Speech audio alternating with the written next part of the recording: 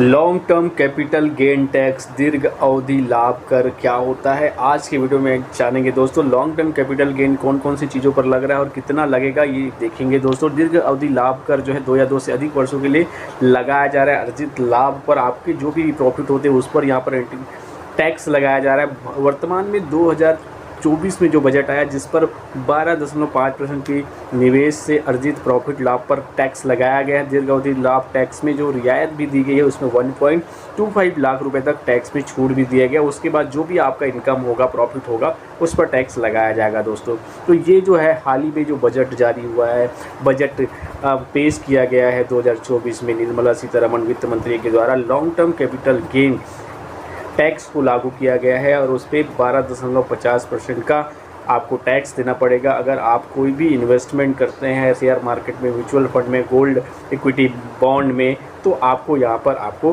Tax लगने वाला है आपके प्रॉफिट के ऊपर दोस्तों। अब देना क्या होगा, कितना short term, long term duration पर जो भी प्रॉफिट्स होंगे, mutual fund, SIP, bond, debenture और शेयर मार्केट में जो भी अलग अलग इन्वेस्टमेंट होंगे उन सभी पर यहाँ पर आपको लॉन्ग टर्म कैपिटल गेन देना होगा दोस्तों। ऐसे सभी निवेशक जो यहाँ पर अभी आप इन्वेस्टमेंट कर रहे हैं, चाहे आप ग्रो के माध्यम से, चाहे आप अब स्टॉक के माध्यम से, विभिन्न प्लेटफॉर्म के द्वारा आप लोग इन्वेस्टमेंट कर रहे हैं दोस्तों, तो आप वीडियो को पूरा ज़रूर देखें क्योंकि यहाँ पर आपको जानना पड़ेगा कि आपको कितना नुकसान हो सकता है, कितना प्रॉफिट हो सकता है और कितना गवर्नमेंट को आपको टैक्स देना पड़ेगा।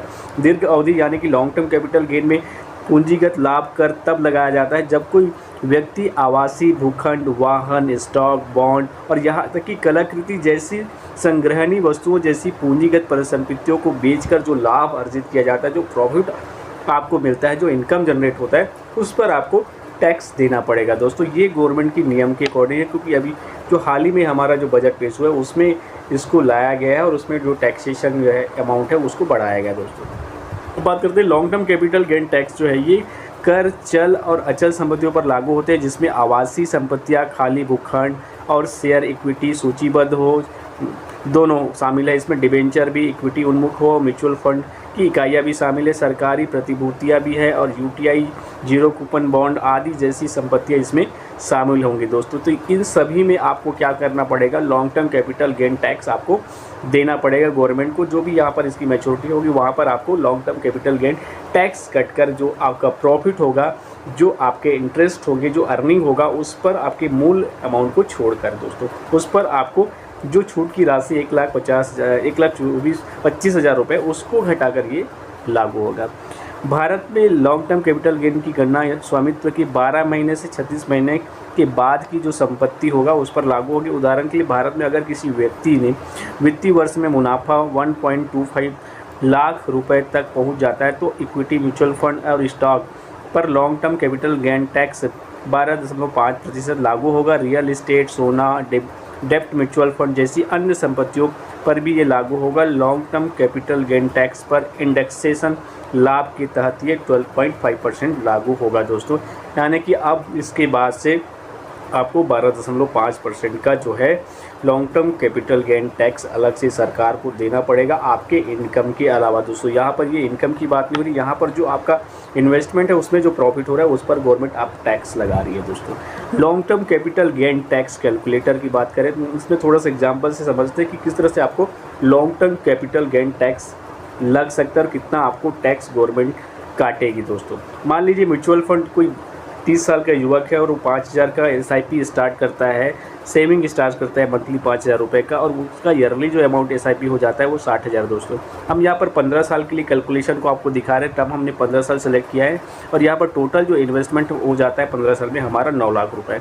अब टोटल जो इंटरेस्ट अर्निंग मान लीजिए हमें 12% रेट ऑफ इंटरेस्ट के हिसाब से हमको 16 लाख रुपये इंटरेस्ट मिलता है, अर्निंग मिलता है और वहाँ पर हमारा टोटल जो रिटर्न हो जाता है 25 लाख रुपए होना चाहिए। लेकिन यहाँ पर जो हमारा प्रॉफिट हो रहा है 16 लाख रुपए, जो हमारा इंटरेस्ट मिल रहा है या फिर जो कि हमारा प्रॉफिट वैल्यू है 16 लाख रुपए, वहाँ पर लॉन्ग टर्म कैपिटल गेन की जो कैलकुलेशन होगा वो इसको हमको समझना पड़ेगा। वहाँ पर 12.5% जो है 50% जो है वो किस तरह से लागू होगा। यहाँ पर टोटल जो प्रॉफिट हमारा होगा ऑन SIP 16 लाख रुपए। अब टैक्सेबल जो अमाउंट होगा हमारा 1.25 लाख रुपए को घटाकर माइनस कर देंगे यहाँ पर टैक्सेबल इनकम को, तो 16 लाख में माइनस करेंगे 1.25 लाख, तो वहाँ पर हो जाएगा 14.75 लाख रुपए, मतलब 14,75,000 रुपये आपका टैक्सेबल अमाउंट हो जाता है। यहाँ पर अब इस अमाउंट पर आपको लॉन्ग टर्म कैपिटल गेन देना होगा। तो यहाँ पर टैक्स की गणना हम 12.50% के हिसाब से करते हैं, तो टोटल जो टैक्सेशन हमको देना पड़ता है इसके हिसाब से 1.84 लाख रुपये, यानी कि 1,84,000 रुपये हमें long term capital gain tax के रूप में गवर्नमेंट को देना पड़ेगा। आप यहाँ से आप समझ सकते हैं कि अगर आप SIP करने जा रहे हैं और आपको 12% रिटर्न भी मिल रहा है, तो वहाँ पर 1.5 से 2 लाख रुपए यहाँ पर आप गवर्नमेंट को टैक्स करें। आप म्यूचुअल फंड को थोड़ा सा एग्जाम्पल से देख लेते हैं, ठीक है। Long term capital gain tax calculation से कितना आपको टैक्सेशन देना पड़ेगा। मान लीजिए हमने 10 लाख रुपए इन्वेस्टमेंट किया है म्यूचुअल फंड में, वन टाइम इन्वेस्टमेंट किया 15 साल के लिए, हमारा रेट ऑफ इंटरेस्ट है 12% का।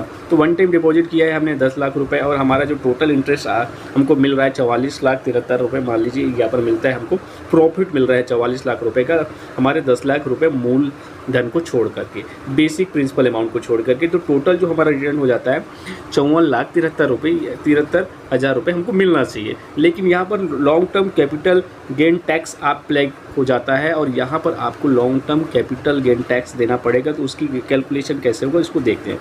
2 या 2 से अधिक साल के लिए जब इन्वेस्टमेंट करते हैं तो वहाँ पर long term capital gain tax लागू हो जाएगा और वहाँ पर छूट की जो लिमिटेशन है वो 1,25,000 रुपये। यहाँ तक अगर आपका प्रॉफिट होता है या रेट इंटरेस्ट होता है तो वहाँ पर कोई आपको चार्जेस नहीं देना पड़ेगा। उसके ज़्यादा जो भी अमाउंट होगा वहाँ पर आपको उसको टैक्स के रूप में आपको 12.50% देना पड़ेगा। अब यहाँ पर गणना करते हैं क्योंकि 44,73,000 रुपये हमारा टोटल प्रॉफिट है। अब टैक्सेबल अमाउंट होगा तो 44.73 लाख माइनस 1,25,000 रुपये को हम माइनस कर देंगे तो 43,48,000 रुपये हमारा अमाउंट होता है जो टैक्स लगना है। तो 43,48 लाख रुपए पे टैक्स लगेगा 12.50% का। तो यहाँ पर टोटल जो हमारा वैल्यू हो जाता है वो होगा आपका 4,34,000 रुपये का। तो दोस्तों कितना बड़ा अमाउंट है ये आप समझ सकते हैं कि अगर आपको यहाँ पर टैक्सेशन लगेगा तो 4,34,000 रुपये आपको टैक्स के रूप में कट जाएंगे और जो बचा हुआ जो राशि होगा वैल्यू होगा वो आपको खाते में आएगा। तो आशा करता हूँ कि यहाँ पर लॉन्ग टर्म कैपिटल गेन आपको अच्छे से आसानी से समझ में आ गया होगा। और भी कुछ क्वेरी है तो हमें कमेंट करके ज़रूर बताइए। वीडियो अच्छा लगा हो तो कमेंट, लाइक और दूसरों तक शेयर जरूर कीजिए। ऐसे ही हमें प्रोत्साहित कीजिए। मिलते हैं नए वीडियो में नई जानकारी के साथ। जय हिंद, जय भारत, जय छत्तीसगढ़ में।